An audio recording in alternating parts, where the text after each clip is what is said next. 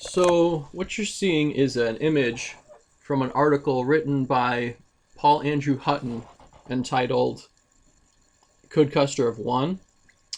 And today I'm going to talk about if this could crack the case of the Battle of the Little Bighorn. But I'm going to back up a bit. I'm going to go back to 1867. Custer is serving under General Hancock, and he is ordered to surround a Native American village at night. Um, and he does so, and the village is, for the most part, empty, and he enters it. Um, I think the reason why he was ordered to do so was to prevent the inhabitants of the village from escaping. Okay, so I'm going to then fast forward to the Battle of the Washita, and that before that battle begins, the night before, Custer surrounds the village, and at daybreak, the troopers enter the village.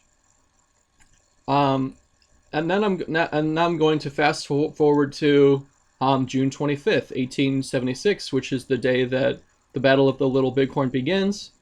But I'm going to go to the morning of that day and talk about something that happened in the Crow's Nest.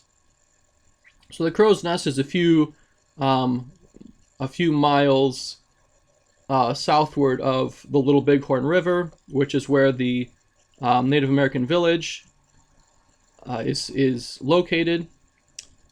And so um, Custer goes to the Crow's Nest and meets with his scouts, and one of the scouts there later recalls Custer saying that his plan for the day, for June 25th, 1876, is to hide the 7th Cavalry, which he was leading at the time, hide the 7th Cavalry in the vicinity of the Crow's Nest, and then that day they're going to scout the village. That night they're going to surround it, and in the morning they're going to engage with it. And also, um, so this village had been deemed hostile by the, um, I guess it would have been the United States government. Um, so anyway, I mean, at least the military. So, so now we come to this image, and interestingly enough, and um, also there was a Dr. Porter, who survived a little of the Battle of the Little Bighorn. He would later say that um, Custer was trying to surround the village. And interestingly enough, if you look at this image, it kind of looks like Custer is trying to surround the village. Now the side, now we're seeing, him um, on the left side of the image, um, kind of approaching the north end of the village, and then there's an arrow showing Yates approaching, I guess you could say, the eastern side of the village, and then Reno approaches the southern side. So the western side, um,